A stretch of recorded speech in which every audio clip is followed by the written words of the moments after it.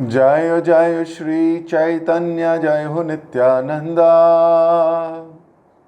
जय अद्वैत चंद्र जय गौर भक्त वृंदा। जय जय श्री चैतन्य जय हो नित्यानंदा। जय अद्वैत चंद्र जय गौर भक्त वृंदा। जय जय श्री चैतन्य जय हो नित्यानंदा। जय अद्वैत चंद्र जय गौर भक्त वृंदा। हरे कृष्ण। आप सभी गौर प्रेमी भक्तों का बहुत बहुत हार्दिक स्वागत। पंचतत्व के विषय में हम लोग चर्चा कर रहे हैं, प्रयास कर रहे हैं इन तत्वों के विषय में जानने का, इनकी लीलाओं से कुछ अपने जीवन में ढालने का, कुछ इंस्पिरेशन लेने का, कुछ नरिशमेंट लेने का, ताकि जो ये प्रण लिया है जीवन को भगवान की सेवा में लगाने का, इस प्रण का कुछ पोषण हो, कुछ इंस्पिरेशन हो, कुछ ताकत मिले, अपने प्रण पर दृढ़ विश्वास हो, सेवा के पीछे का जो मूड है ये शुद्धता की ओर और तीव्रता की ओर बढ़े। कल हम पढ़ रहे थे किस प्रकार नित्यानंद प्रभु अवधूत की भांति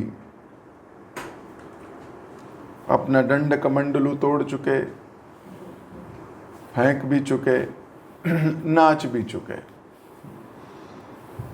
और अपनी भगवत्ता भी बता चुके श्री मालिनी को। कौवे को वापस बुला लिया। बीच बीच में ऐसी कुछ कुछ लीलाएं भगवान कर देते हैं जिससे प्रदर्शित हो जाए कि वो कौन है। 24 आवर्स इस मूड में नहीं रहते, लेकिन बीच बीच में कभी कभी दिव्य शक्तियों का प्रदर्शन हो जाता है। वो जो कहते हैं वो हो जाता है। सो वहां से पता लग जाता है कि कोई साधारण नहीं है। तो महाप्रभु के साथ इनकी नित्य लीला ऐसे ही चलती है।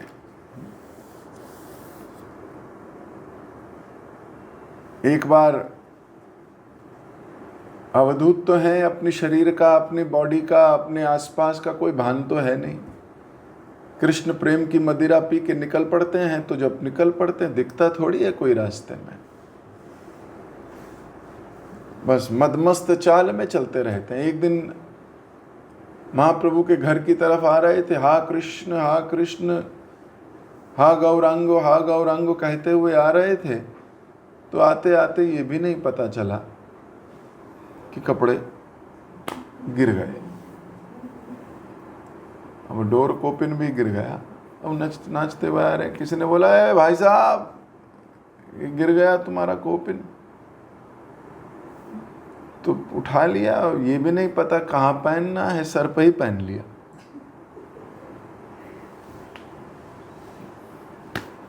और फिर चलते हुए आ रहे हैं। अब इधर महाप्रभु, विष्णुप्रिया और सची माता घर में है। महाप्रभु ने दूर से ही देख लिया नित्यानंद प्रभु को आते हैं, वो भी ऐसी हालत में।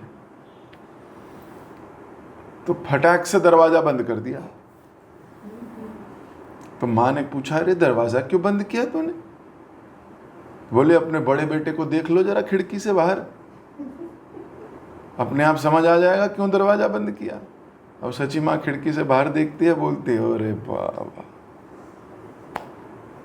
है। तो तुरंत हंसने लगती है। महाप्रभु बाहर जाते हैं, उनको बुला के लाते हैं, अपना अंग वस्त्र है ना पहना देते हैं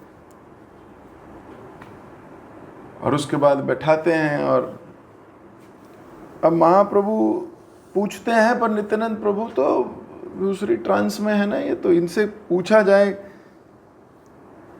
महाप्रभु पूछे भाई तुम ऐसे क्यों हो, कपड़े कहां गए तुम्हारे? बोले अच्छा अच्छा। बोले अच्छा अच्छा, मेरे कपड़े तो पहन लो। तो बोल रहे भूख लगी है। महाप्रभु बोले अरे मैं तुमसे कुछ पूछ रहा हूं, कपड़े पहन लो। तो बोलते हाँ हाँ देखते हैं। मतलब इतना मदमस्त है कि क्वेश्चन एक पूछा जा रहा है, जवाब कोई और ही है। होश थोड़ी है। जैसे सच्ची में कोई पिया होता है ना, उसको कहाँ होश होती है, कहाँ पड़ा कहाँ नहीं, पूछो कुछ जवाब कुछ। सो महाप्रभु ने उनको बिठाया और सारे लोगों को बुलाया। बोले श्रीपाद जरा अपना प्रसादी कौपिन मुझे दे दो। वो कौपिन महाप्रभु को दिया, महाप्रभु ने उसे अपने सर पे लगा लिया और उसमें से एक एक धागा तोड़ के सारे भक्तों को बांट रहे हैं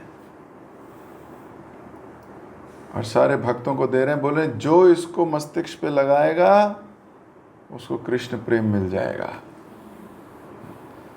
और बोले ये साधारण धागा नहीं है, नित्यानंद प्रभु के अंग को छू के आया हुआ धागा है, तो प्रसादी है। तो वैष्णव जन ने कुछ यूज किया हो, कोई कपड़ा, आप देखोगे वृंदावन जाएंगे आप तो प्रभुपाद क्वार्टर्स में प्रभुपाद जी के द्वारा यूज की हर वस्तु को म्यूजियम में रखा हुआ है। यहाँ तक कि उनका रेजर जिससे वो शेव करते थे, उनकी जपमाला, उनकी धोती, उनकी टॉवल, उनका टाइपराइटर, उनका डिक्टाफोन, वैष्णव से जुड़ी हुई हर वस्तु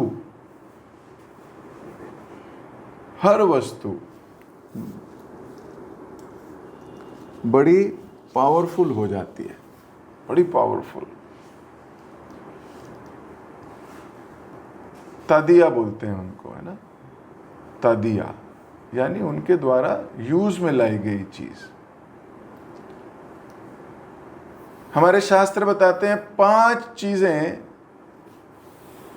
जो किसी वैष्णव की, महान वैष्णवों की कृपा बटोरने के लिए काफी है।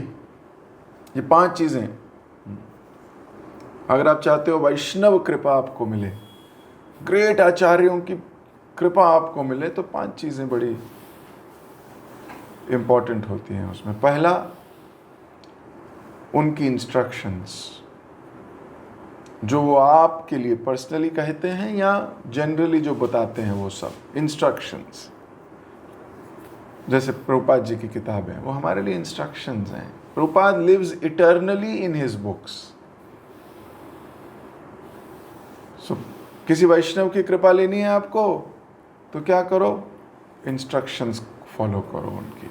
पहली यही चीज है, सबसे प्रमुख यही है। दूसरे, उनके द्वारा स्थापित या सेवित विग्रह, उनकी सेवा करना। जिन डिटीज की वो सेवा करते थे, उनकी सेवा करना। तो जो हमारे गुरुजन स्थापित कर गए या जो जिनकी वो सेवा करते हैं, उनको हमें भी सेवा करना। दूसरा सबसे पावरफुल चीज, अगर आप उनकी कृपा चाहते हो। तीसरा, उनकी तादिया, यानी उनके द्वारा यूज किए हुए वस्त्र, टॉवल, तुलसी, कोई जो भी चीज, माला, जो भी जो उन्होंने यूज करी है, सॉक्स, कुछ, मतलब कुछ भी, उनके खड़ाऊ, उनके चप्पल, उनका कुर्ता, उनके धोती, उनकी कुछ भी जो उन्होंने यूज किया है उसको स्वीकार करना या उसकी पूजा करनी, उसको प्रणाम करना, इससे आपको उनकी कृपा मिलेगी। चौथा, उनकी भजन कुटीर या जहां वो बैठक या जहां वो बैठ के भजन कीर्तन करते हैं उस जगह को विजिट करना।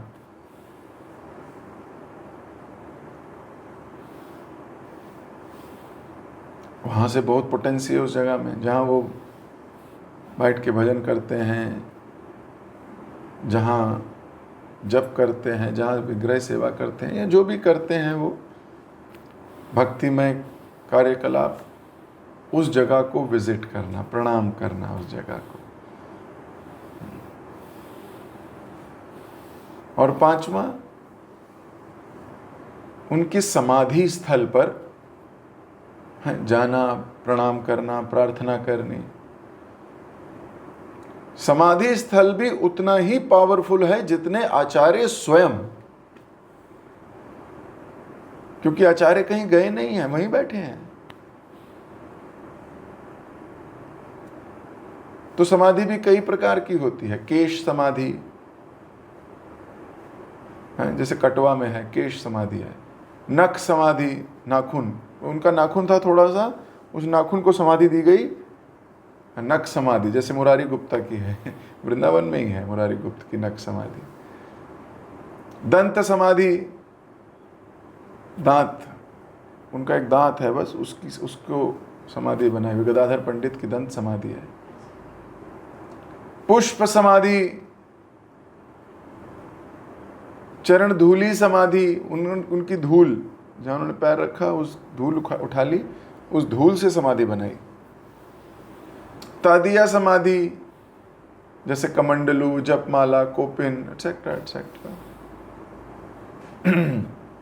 दुग्ध समाधि, जैसे नरोत्तम दास ठाकुर की, वो तो दूध बन गए थे, दुग्ध समाधि। शाखा समाधि, जिस पेड़ के नीचे बैठ के वो भजन जप आदि किया करते थे, उस पेड़ की एक डंडी तोड़ दी, शाखा तोड़ दी, और उस पेड़ की डंडी की भी समाधि, माधवेंद्रपुरी की समाधि यही है, शाखा समाधि।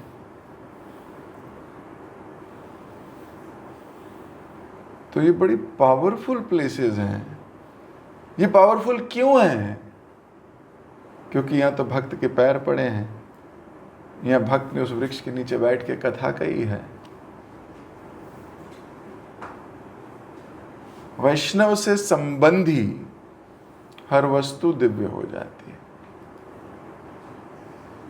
जो उससे संबंध रखती है वो हर चीज दिव्य है। हमारी आंख देख ना पाए, हम कहें क्या है, ये तो वही पेड़ है, पेड़ वहां थे तो यहाँ थे, इससे क्या फर्क पड़ता है? बहुत फर्क पड़ता है। भक्तजन बहुत कॉन्शियस हैं इस चीज को लेकर, वही देख सकते हैं, बाकी लोग देख ही नहीं सकते। उस बहुत सुंदर। अब सोचो नाखून की क्या कीमत किसी के। आप वृंदावन जाओगे तो वहां पे आप पाओगे प्रभुपाद जी का एक बाल, उसको भी सेव करके रखा है और लिखा है this hair was donated by dash माता जी, है उनका नाम लिखा है कि ये बाल उन्होंने दान दिया, क्योंकि जब प्रभुपाद उनके घर आए होंगे, कभी टूटा होगा तो उन्होंने संभाल लिया उसको।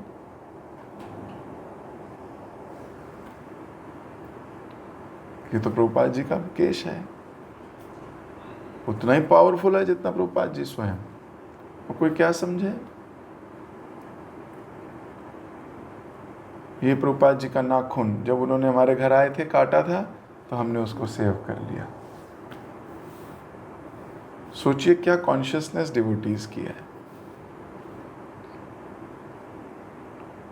प्रभुपाद जी का यूज किया हुआ बर्तन जिसमें वो खाना खाते थे, एकदम प्रिजर्व, जो हमारे यहाँ आते थे इस ग्लास में, इस कटोरी में खाना खाया करते थे।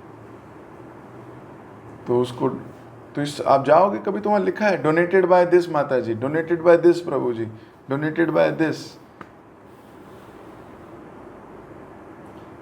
और उसका पूरा म्यूजियम बनना हुआ है। प्यार है भक्तों का। और प्यार क्या है, ये फिलॉसफी भी है। उनके द्वारा प्रयोग में लाई हुई हर वस्तु दिव्य होती है। जिस चीज को उन्होंने प्रयोग किया वो चीज साधारण चीज थोड़ी हो गई। फिर तीर्थम कुर्वन्ति तीर्थानी, तीर्थ को तीर्थ बनाने वाले ये महापुरुष ही हैं, ये वैष्णव जन ही हैं। इन्हीं की कृपा से वो तीर्थ हैं। नहीं तो भगवान तो वृंदावन में थे, झाड़ियों में छुपे हुए थे, कुओं में पड़े हुए थे। सच्ची बात है। ये वैष्णवों के आने से भगवान ने कहा मुझे निकालो, मेरी सेवा करो। तो वैष्णव जन के आने के बाद वृंदावन वृंदावन हुआ।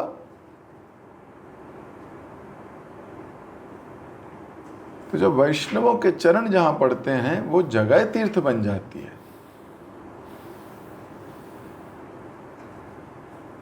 तो ये 5 चीजें ऐसी हैं जिससे आप वैष्णवों की भरपूर कृपा ले सकते हो। तो महाप्रभु ने वो सर पे लगाया नित्यानंद प्रभु का कोपिन, और उसमें से धागे निकाल निकाल के सब लोगों को बांट दिया। और सब भक्तों ने बड़े उत्साह से उस डोर कोपिन के धागे को संभाल लिया।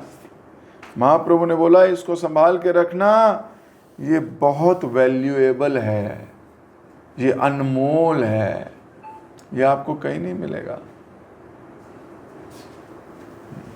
उसके बाद महाप्रभु ने नित्यानंद प्रभु की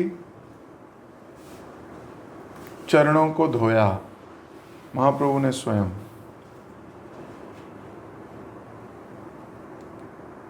और उसका जो प्रसादी मिला वो सारे भक्तों में बांटा। महाप्रभु ने बोला सबको ग्रहण करो। सबने वो पिया। और महाप्रभु बोले आज से आप सबको कृष्ण भक्ति मिल गई। जब इतनी विनम्रता आ जाती है ना, चरण धूलि लेने की पावर आ जाती है, तो भक्ति मिल जाती है। क्योंकि अहंकार को बहुत शून्य करना पड़ता है इन सब चीज़ों के लिए। नहीं तो अहंकार तो जो कहाँ करने देगा, किसी के पैर छुएंगे क्या? नहीं। तो एक दिन सची माँ ने महाप्रभु को कहा, निमाई मैंने एक बड़ा अच्छा सपना देखा है। तो महाप्रभु पास आके बैठ गए। बोले हाँ माँ, कौन सा सपना देखा है?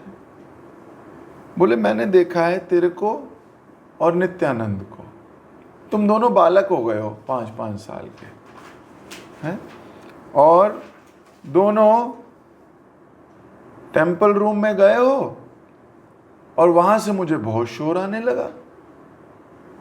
तो मैं जब वहां टेम्पल रूम में जाके देखती हूँ तो देखती हूँ कि तुम्हारा झगड़ा हो रहा है। बोले किससे? बोले कृष्ण और बलराम से। बोले नित्यानंद जो है वो बलराम से गुत्थम गुत्थी हुआ है, और तू कृष्ण से, और लड़ रहे हो तुम चारों। तो महाप्रभु बोले लड़ाई क्या हो रही है मैया? बोले लड़ाई ये हो रही है, वो बलराम कह रहा है कि मैं बलराम हूं, तू क्यों खाता है मेरा भोजन?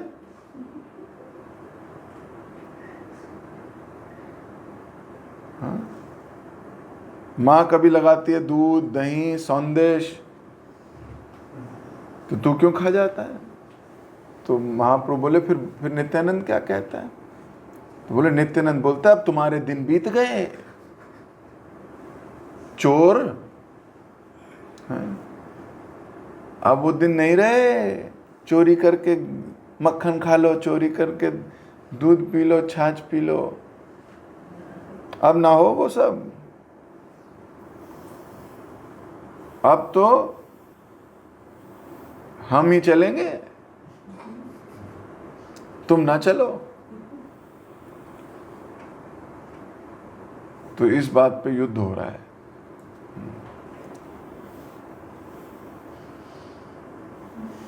तो नित्यानंद प्रभु और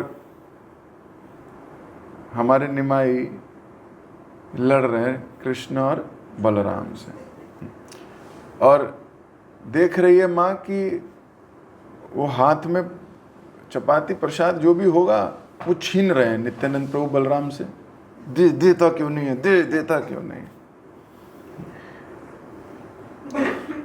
तू नहीं खाएगा हम खाएंगे। फिर ये युद्ध हो रहा है। तो महाप्रभु बोले और आगे क्या हुआ? बोले और आगे क्या हुआ, ये लड़ाई हो रही थी कि आंख खुल गई मेरी। तुम लोगों का युद्ध ही खत्म नहीं होता। तो महाप्रभु बोले माँ कितनी सुंदर है, स्वप्न है ये, इससे ये तो पता लगता है ना कि हमारे ठाकुर जीवित हैं। महाप्रभु घुमा रहे। तो महाप्रभु बोले देखो एटलीस्ट ये तो समझ में आ गया ना कि ठाकुर जो विग्रह हैं ये जीवित हैं, लड़ते हैं। तो माँ ने कहा हाँ हाँ ये बात तो ठीक है। तो फिर महाप्रभु ने रसांतर किया, थोड़ा बात बदली। बोली माँ मैं आपको बहुत एक दिन से बात कहना चाह रहा हूँ, बहुत सीक्रेट है। तो माँ बोली बता बेटा क्या सीक्रेट है? बोले देखो आप जो भी भोग लगाती हो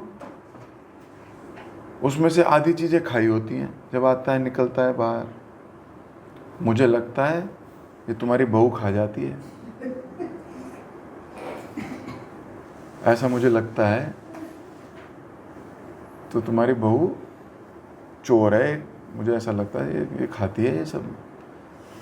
इधर हम भोग लगाते हैं, पीछे से आती है और 2 चपाती उड़ा देती है वहीं, यहाँ जो भी प्रसाद है निपटा देती है। तो सची माता बोली चुप, खा जाती है। ये पूरा घर तो उसका है, वो क्यों चुराएगी? इस घर की हर वस्तु उसकी है, वो क्यों चुराएगी? तू ही पागल है, ऐसी बातें मत किया कर मेरे साथ। ऐसे करके सची माता ने महाप्रभु को थोड़ी डांट लगाई। तो महाप्रभु बोले ठीक है भाई, आज मेरा वैसे ये मेरा डाउट क्लियर हो गया कि तुम्हारी बहू नहीं खाती, ये खुद ही खाते होंगे, ये जो विग्रह है ना ये खाते होंगे। अब समझ में आया, पहले तो मुझे लगता था ये खा जाती है।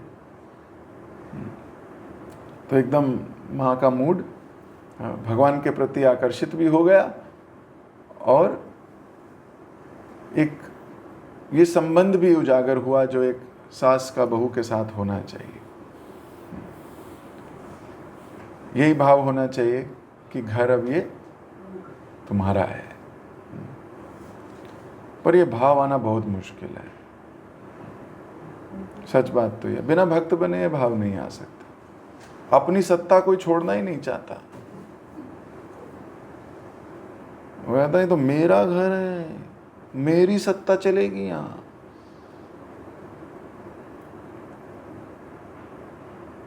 तो ये कौन सी सत्ता? वो सांप जिस बिल में रहता है उसको भी अपना मानने लगता है, बोलता है मेरी सत्ता चलेगी यहाँ। भक्ति ये सत्ता हटाने का ही प्रोग्राम है, ये कंट्रोलिंग स्पिरिट हटाने का प्रोग्राम है। अगर हमारी कंट्रोलिंग स्पिरिट खत्म नहीं हो रही तो हमने अभी तक एक बार भी शुद्ध नाम नहीं लिया है। कहाँ जाएंगे हम भगवत धाम? ऐसे लोग चाहिए ही नहीं भगवान को। जब तक पवित्र नहीं होंगे तब तक हम भगवत धाम नहीं जा पाएंगे। तो ऐसा विश्वास, ऐसा प्रेम, ऐसा स्नेह हम सबको करना चाहिए, भले ही वो योग्य हो या अयोग्य, उस पर डिस्कशन किया जा सकता है, लेकिन at least this is the love. अब क्या हुआ, महाप्रभु बोले चलो माँ वो तो सपना था, अब तो भूख लग रही है, अब तो कुछ बनाओ। तो सची माता ने प्रसाद बनाया तो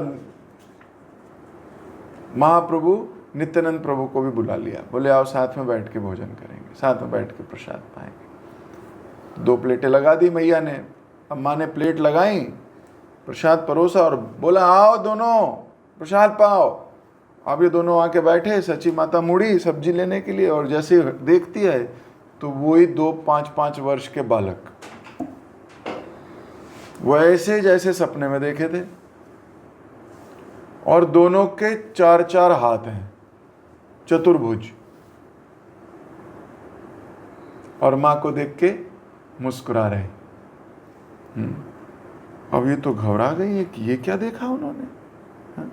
एक के हाथ में गदा है, हल है, एक के हाथ में पुष्प है, चक्र है, और कौस्तुभ मणि भी लगी हुई है, और 2 प्लेटों की जगह 3 प्लेटें हो गई, और साथ में विष्णु प्रिया भी आके बैठ गई।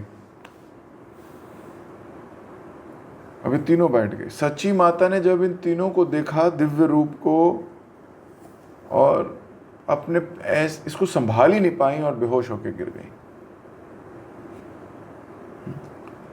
तो इस लीला को समझना बड़ा मुश्किल है।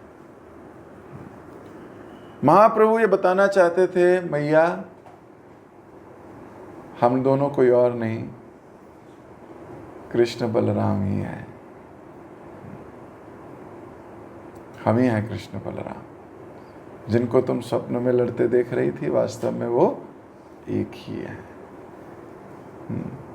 सो कभी कभी कोई डाउट आ जाता है कभी माइंड में ना, हमारा माइंड कितना गंदा है। कभी हम गुरुजनों पर डाउट कर लेते हैं, कभी कभी भगवान पे भी डाउट हो जाता है, हर चीज पे डाउट हो जाता है। जैसे कोई जीवन में परिस्थिति आए गंभीर तो भगवान पे डाउट करने लगते हैं, भगवान हैं भी, मैं इतनी सेवा करती हूँ और समस्या आ गई मेरे जीवन में, भगवान है भी, डाउट आ जाता है मन में। ऐसे वैष्णवों के ऊपर भी आ जाता है, मैं इतना कर रहा हूँ, गुरु जी देख रहे भी होंगे, या गुरु जी तो चले गए किसी और के साथ, मान लो, अरे मैं को देखा ही नहीं। तो ये बड़ा डाउट आ जाता है मन में। ऐसा ही है ना, मन क्या करें, बुद्धि प्रखर तो है नहीं, मन प्रखर है। मन बलशाली है, वो बुद्धि को भी यूज करता है। तो महाप्रभु ने ये लीला रची दिखाने के लिए कि आपकी बहू भी कोई और नहीं, शक्ति है,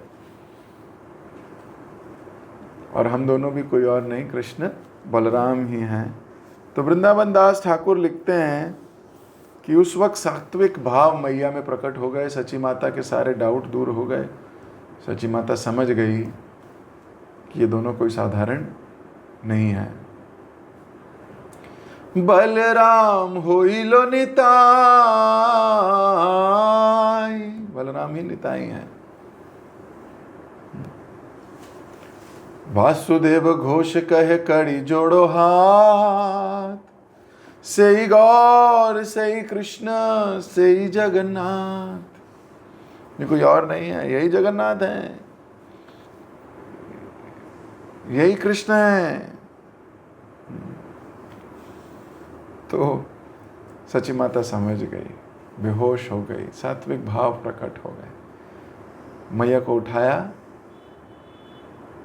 और मैया को शांत किया, और फिर आराम से बैठ के भोजन पाया, प्रसाद पाया। तो बहुत सी लीलाएं हैं। एक दिन महाप्रभु ने नित्यानंद प्रभु को बुलाया और हरिदास ठाकुर को भी बुलाया, दोनों को बुलाया, बोले आओ, और बोला देखो समय आ गया है, इस संसार के जीवों का उद्धार करने का समय आ गया है। दोनों हाथ जोड़ के बैठ गए, नित्यानंद प्रभु भी और बलराम ये हरिदास ठाकुर भी। आज्ञा महाप्रभु। बोले जाओ जगह जगह हर दरवाजे पे जाना, और हर दरवाजे पे लोगों को भिक्षा मांगना, भगवान का नाम लें, ये भिक्षा चाहिए हमें। उनको बोलो कि आप भगवान का नाम लीजिए, सबको हरि नाम दो।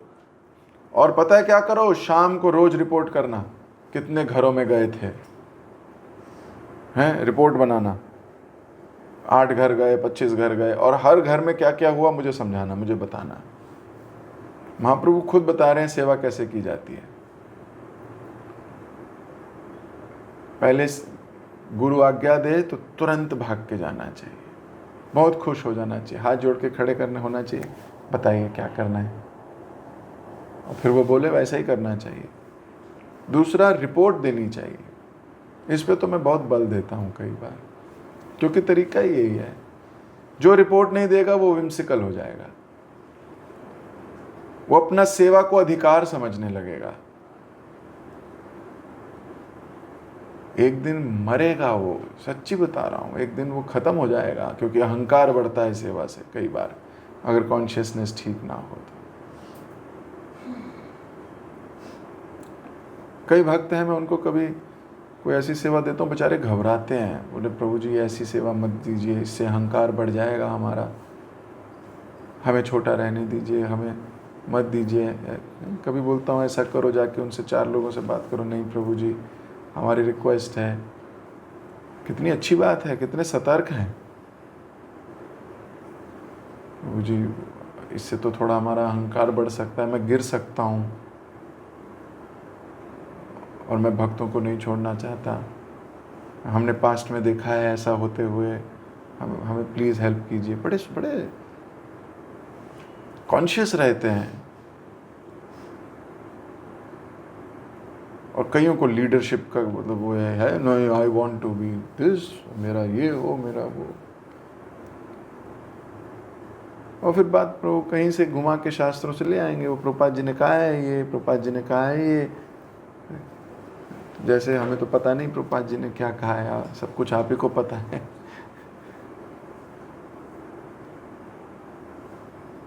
डिफरेंस, विनम्रता का डिफरेंस है।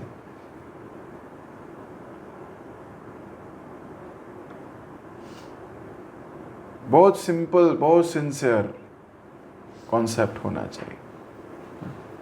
सो जब आप रिपोर्ट करते हो तो आप वास्तव में ये कहना चाहते हो कि ये सेवा मैं नहीं, या आपकी दी हुई सेवा है। We are doing to please you, हम आपकी प्रसन्नता के लिए कर रहे हैं।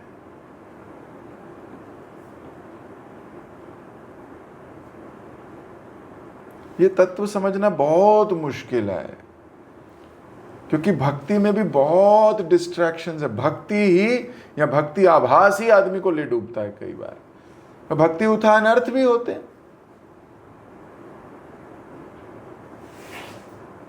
समझ ही नहीं पाता व्यक्ति। एक बार प्रभुपाद जी के एक डिसाइपल श्रील भक्ति सिद्धांत सरस्वती ठाकुर महाराज की गीता लिखी वो पढ़ रहे थे, और कोई और किताब होगी पढ़ रहे थे, बड़ी जबरदस्त। तो प्रभुपाद जी के पास आके पूछते हैं, प्रभुपाद जी मैं आपके गुरुदेव की लिखी हुई किताब पढ़ रहा था, ये तो मुझे कुछ खास समझ नहीं आ रहा था, मुझे ये नहीं। प्रभुपाद जी ने उसको डांट लगाई। प्रभुपाद जी ने बोला, तुम्हें किसने कहा उनकी किताब पढ़ने को? सोचो, आपके मन में तो डाउट ही आ जाए कि क्या अपनी किताब पढ़ने को कह रहे हैं, बस हम इनके सीनियर की भी किताब नहीं पढ़ सकते, ऐसा भी नहीं कर सकते। हाँ देखना, अपने पे ही चिपकाना चाह रहे हैं, बस ये चाह रहे हैं बस इन्हीं के ऊपर, इन्हीं के पास रहे, बस इधर उधर ना जाएं। अरे भाई, इतनी बड़ी संप्रदाय पढ़ी है किताबों की, हम पढ़े ही ना। ऐसे लोग होते हैं ना। तो क्या प्रभुपाद जी को नहीं पता कि ऐसे लोग होते हैं? एक real guru take that risk to be misunderstood. Risk लेता है डिवोटी कि हाँ मुझे मिसअंडरस्टैंड कर लो, आप कर लो, जो करना है कर लो, यही है सत्य, यही उसका कंपैशन है। प्रभुपाद जी बोले, no, my Guru Maharaj book are for me, और तुम्हारे लिए मेरी किताबें हैं। जो मेरे गुरुदेव ने लिखा वो मेरे लिए है, और जो मैं तुम्हें दे रहा हूं वही तुम्हारे लिए है। सो डिवोटी अंडरस्टूड, तुरंत किताब बंद की। तो दूषित मानसिकता और शुद्ध मानसिकता का अंतर यहां से दिख जाता है। कई बार प्रचार में बोला जाता है पहले सुनो सुनो सुनो, बोलता तुम्हारी क्यों सुने, सबकी सुननी चाहिए। ये प्रभु जी बोलते हैं मेरी ही सुनो, बस मेरी ही सुनो,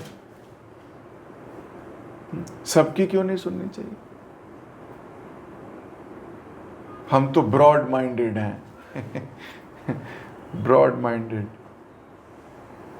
अरे तुम किसी की भी नहीं सुनोगे,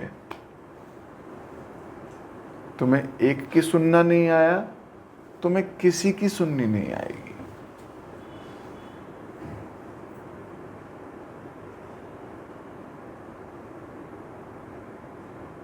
और अंतगत्वा जो परिणाम होगा वो तो होगा ही। Devotee take that risk. कई बार लोग बोलते हैं ये इस्कॉन वाले ना कृष्ण एक की सुनो, कृष्ण की सुनो। क्यों भाई, इतने सारे देवी देवता हमारे हिंदू धर्म में हैं, वो माता का मंदिर उधर है, वो देवी का उधर है, वो गणेश जी उधर हैं, वो इधर ये वाले देवता हैं, हम किसी की ना सुने। ये क्या है, ये इतने नैरो माइंडेड लोग हैं, हम तो सबकी सुनते हैं जी। ये क्या है, इन्हीं की सुने, इन्हीं की सुने, इन्हीं की सुने, बिविल्डर हो जाते हैं। तो ये तो भक्त क्या होता है, भक्त लेता है रिस्क। भगवान ने गीता में बोला एकनिष्ठ व्यवसायत्मिका बुद्धि एकह कुरु नंदना। एक तक नहीं पहुंचोगे तो कहां पहुंचोगे।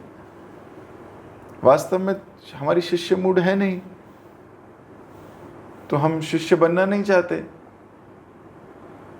किसी एक की सुनेंगे तो वो डायरेक्शन देगा, इंस्ट्रक्शन देगा, वो हमारे बस की नहीं है।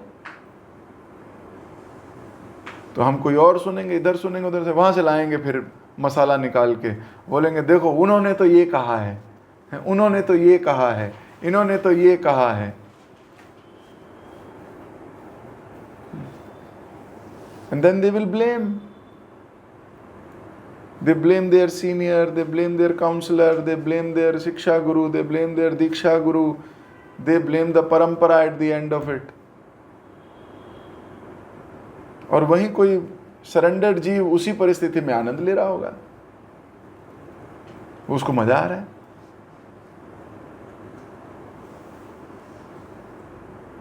सो ये बहुत डीप साइकोलॉजी, बहुत डीप है कॉन्शियसनेस। तो महाप्रभु ने बोला आप दोनों जाओ, घर घर जाके भिक्षा मांगो और इवनिंग में मुझे रिपोर्ट दो, कहाँ गए थे, क्या हुआ तुम्हारे साथ, कितने लोग माने, कितने लोग नहीं माने। It is very important. Nityananda प्रभु तो पहले ही से ही उत्साहित थे कि हाँ जीवों को उद्धार करने का समय आ गया। महाप्रभु का मूड बन गया। देखो चाहते तो खुद भी निकल सकते थे पहले, नित्यानंद प्रभु हैं, लेकिन वो कृष्ण की आज्ञा, बड़े की आज्ञा के बिना कुछ नहीं करेंगे, भले जितनी मर्जी ताकत हो। बोलते नहीं, जब तक आज्ञा नहीं आएगी तब तक नहीं करूंगा। कर तो सकता हूं, समर्थ है, लेकिन आज्ञा नहीं है। आज्ञा मेरे समर्थ से भी आगे है। आज्ञा आएगी तो करूंगा।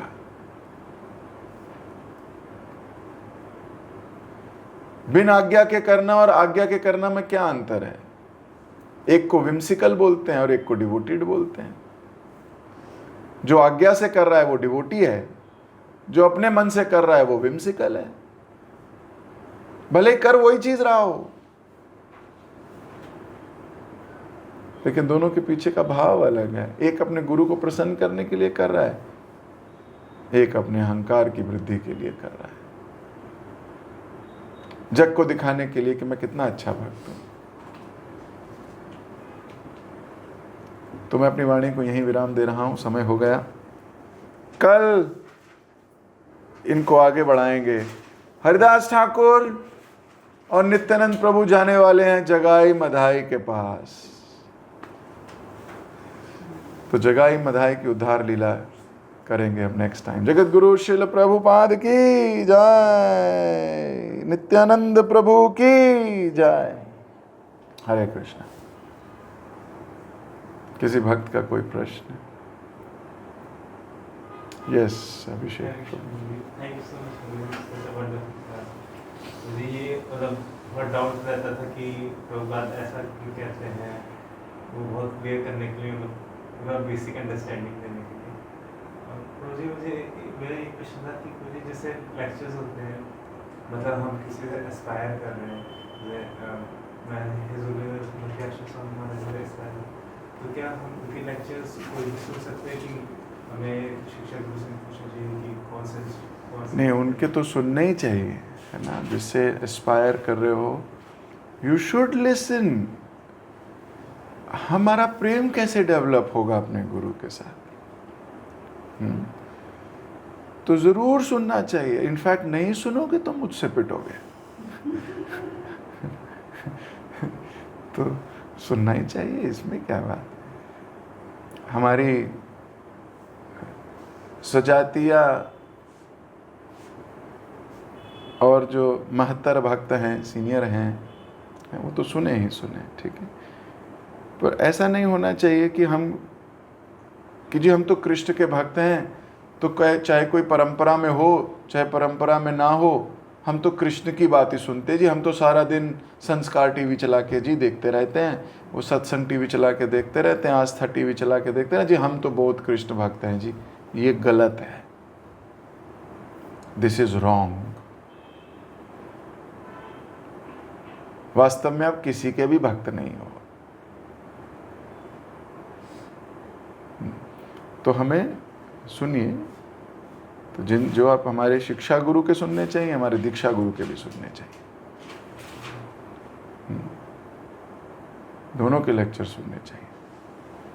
जब सुनेंगे उनसे, तभी तो उनसे प्रेम होगा, तभी तो उनको देखना आएगा। यू मस्ट लिसन, ठीक है। लेकिन गैर पारंपरिक लेक्चर नहीं सुनिएगा, भले ही वो कृष्ण की बात कर रहे हो, नहीं सुनेंगे। गलत गड़बड़ हो जाएगी, भटक जाओगे। बहुत लोग भटक गए। ये भगवान का प्लान है, भटकाना।